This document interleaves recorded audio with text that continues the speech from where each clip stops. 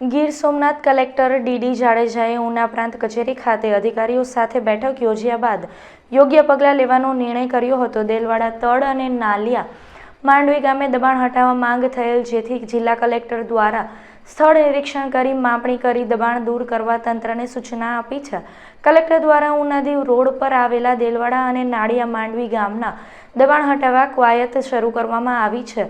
દીવ નજીક આવેલા ઉનાના તળ ગામે પણ બિનકાયદેસર રોડ નજીક ખડકી દેવાયેલ હોટલનું નિરીક્ષણ કરવામાં આવ્યું હતું।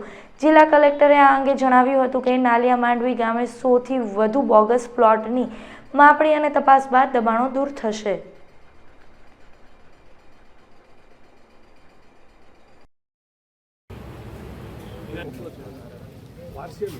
સરકારની સૂચના છે અને સુપ્રીમ કોર્ટની સરકારની આજરોજ ઉના એસડીએમ ઓફિસ ખાતે આ ડિવિઝનના જે અધિકારીઓ છે સંકલનના તેઓની અને જે ગ્રામજનોને કોઈ પણ પ્રશ્નો હોય તો એ બાબતની એક મિટિંગ રાખવામાં આવેલી।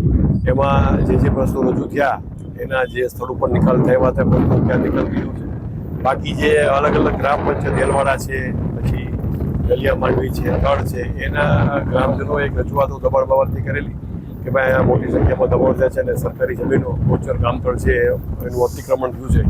તો એ બાબતે આજે દરેક અધિકારીઓ સાથે રાખી અને એની મુલાકાત લીધી છે।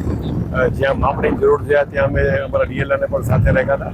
એ માપણી કરી અને ચોક્કસ આઈડેન્ટિફાઈ કરી દેશે કે આ સરકારી જમીન છે, ગોચર છે, ગામતળ છે, પછી જે કાંઈ પણ નિયમોસરની એને દૂર કરવાની કાર્યવાહી છે એ હાથ ધરવામાં આવશે। સર, નાલિયા માંડવીમાં જે કમળ એ ક્યારે દૂર થશે? એ આજે મેં કીધું ને એની માપણી ચાલુ છે ને લગભગ આજ સાંજ સુધી એની માપણી પૂરી થઈ જશે। જે 5 એકર જગ્યા જે ઓલરેડી નીમ થઈ છે એ એકવાર ડિમાર્કેટ થઈ જાય પછી આપણે નક્કી કરી શકીએ કે આ વિસ્તાર બહાર કેટલા બેઠા છે અને એનું સ્ટેટસ શું છે, ગોચર છે કે સરકારી, એ નક્કી થઈ જશે। આ સાંજ સુધીમાં મોટાભાગે એ નકશામાં બેસી જશે।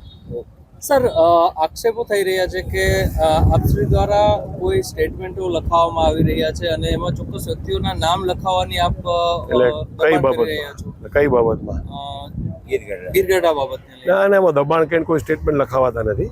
એ તો બધી ખોટી વસ્તુ છે। એ તો જે પોતે આવે છે સામેથી અને નિયમ પ્રમાણે જે લખાવે છે અમે લખીએ છીએ। અમે કાંઈ કોઈને દબાણ તો આ જમાનામાં કોણ કોઈને કાંઈ લખાવી શકે? એ બધી ખોટી વાતો છે। દબાણથી કોઈને પણ સ્ટેટમેન્ટ લખાવાતા નથી। સૌ રાજી ખુશીથી જે કાંઈ પણ એનો રોલ હોય એ આપણને આવીને કહે